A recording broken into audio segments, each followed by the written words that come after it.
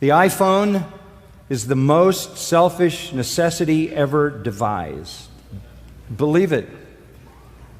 Once we used a telephone to talk to someone.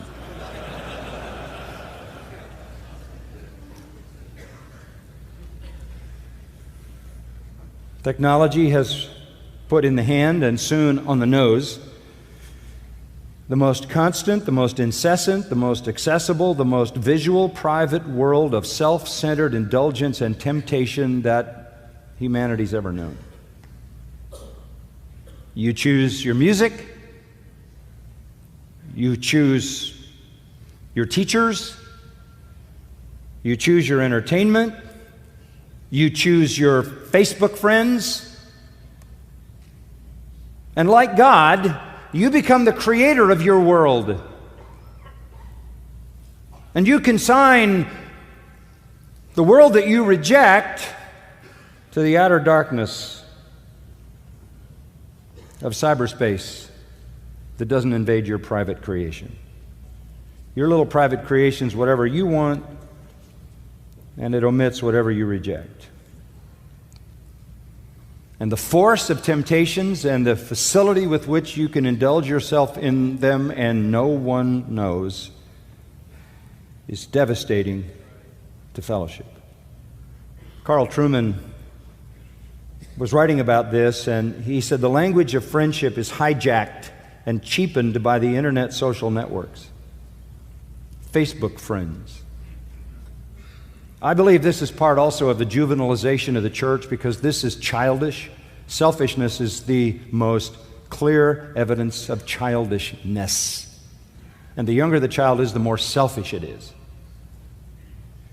This is the juvenilization of the church, or part of it. Carl Trueman says the language of Facebook both reflects and encourages childishness. Childishness, he says, is a textually transmitted disease.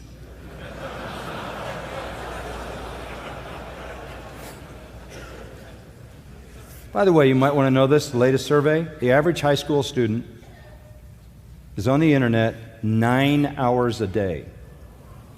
Average high school student. And think about that as a pastor trying to create a fellowship with the next generation.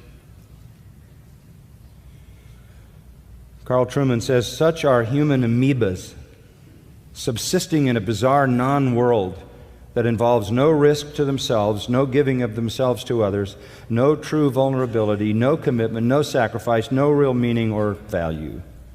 He says they are self-created avatars.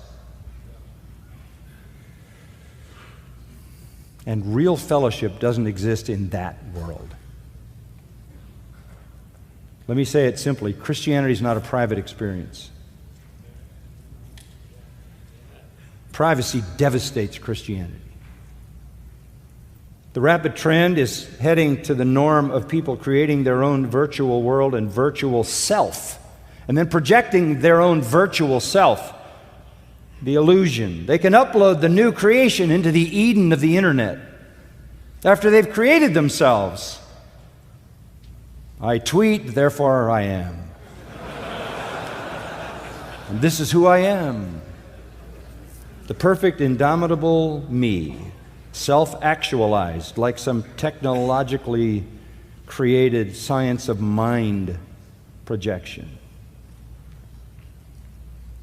One writer in Reformation 21 magazine said, the culture is becoming more isolated, consumeristic, narcissistic, self-absorbed, individualistic, morally relative, and entitled. That's tough on fellowship. The evangelical church, for decades, has been trying to give the culture what the culture wants. And what it wants, says this article, is privacy, convenience, low commitment, anonymity, unaccountability, and self-actualization. Just deadly to fellowship. That's why megachurches are stage shows in a dark building. Nothing going on between the people sitting in the dark. We can't keep this out of the church, especially when we're so committed to trying to give the culture what it wants in the name of evangelism. Church life is falling victim to the seductive self-design. I read several articles this last week, and this was kind of the bottom line. I can't find a church I like. I can't find a church I like. By the way, attendance in most megachurches is on the decline. So what you're going to have, and the trend is, that people will belong to the first church of iTunes. That there will be church planters, and they will plant their own church with one member. You have your music, your teachers, your messages, and your friends. I think now either the first or second largest church in America is an online church. There are churches that now have a Facebook wall. And I read another advertisement by a church, join an e-group. This is the trend. Oh, at a real church, you might have to face an enemy. At a real church, you might have to sit next to somebody disgusting. At a real church, you might hear a message from a preacher who doesn't say what you want to hear. And worst of all, you might have to sing an old hymn in 4/4 time led by a senior citizen. Can you imagine?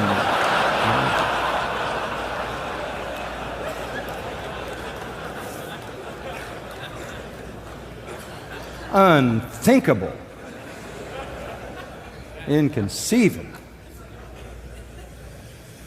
That would be way too much for your self-created world. That's outside your self-actualization. For many, entitlement to their own view dominates. All information, all experience, all relationships are based upon their own defined entitlement. That rules out truth, accuracy, credibility, rationality, sacrifice, deferred gratification, and meaningful relationships.